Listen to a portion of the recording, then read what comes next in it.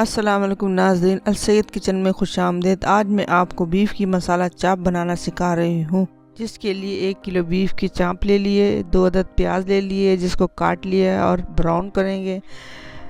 आधा अदद मैंने हरा धनिया लिया है, 6 अदद सब मिर्च ली, इसको काट लिया है। 1 चम्मच धनिया लिया है, साबुत धनिया 1 चम्मच लिया है। 1 ज़ीरे का चम्मच लिया है, कूट लिया इसको भी। काली मिर्च लिए, इसको तवे पे सेकना है। काली मिर्च को भी सेकना है, ज़ीरे को भी सेकना है, इन तीनों को तवे पे सेकना है। 1 चम्मच मैंने गरम मसाला लिया है, तो 1 अदद मैंने नींबू लिया है, 1 चम्मच अदरक, 1 चम्मच लहसुन, 1 दही है, 1 प्याली तेल है। सबसे पहले 1 प्याली हम तेल लेके डालेंगे। ये 1 प्याली तेल है हमारा, इसको हम गरम करेंगे। तेल हमारा गर्म हो चुका है, अब इसमें प्याज डाल के ब्राउन करेंगे।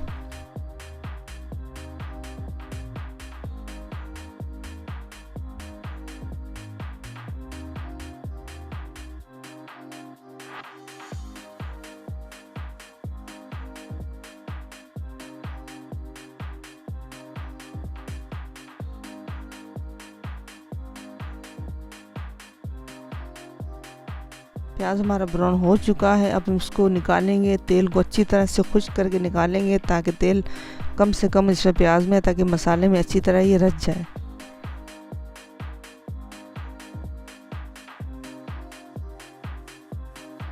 प्याज हमने निकाल ली है, अब इसको अच्छी तरीके से मोटा मोटा कूट लेंगे।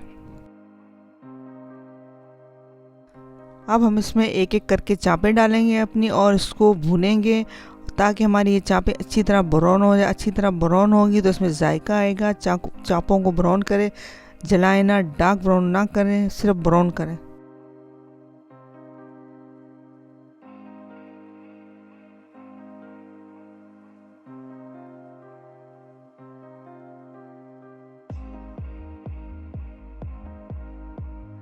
चापें हमारी ब्राउन हो चुकी हैं, देखें कितनी अच्छी से चापें ब्राउन हो चुकी है। अब इसमें अदरक और लहसुन डाल के थोड़ा सा भूनेंगे, ताकि इसमें हींग ना आए, लहसुन की अच्छी तरह मिक्स हो जाए। अदरक लहसुन के साथ हमने इसको भून लिया था। अब इसमें ब्राउन प्याज डालेंगे। ये देखिए हमारी ब्राउन प्याज है, और तमाम मसाले डाल के, दही डाल के, आधा गिलास पानी डाल के, गोश्त के गलने तक हम इसको कवर कर देंगे।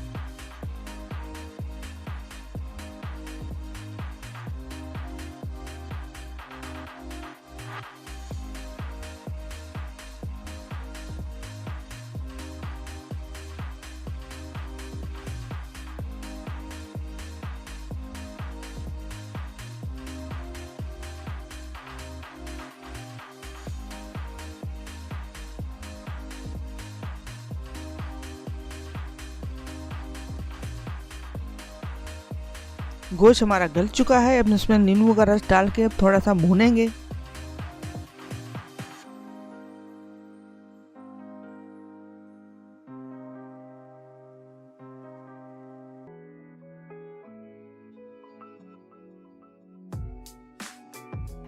नींबू के साथ हमने इसको भून लिया। अब हम इसमें हरा धनिया डाल के 2 मिनट के लिए भूनेंगे।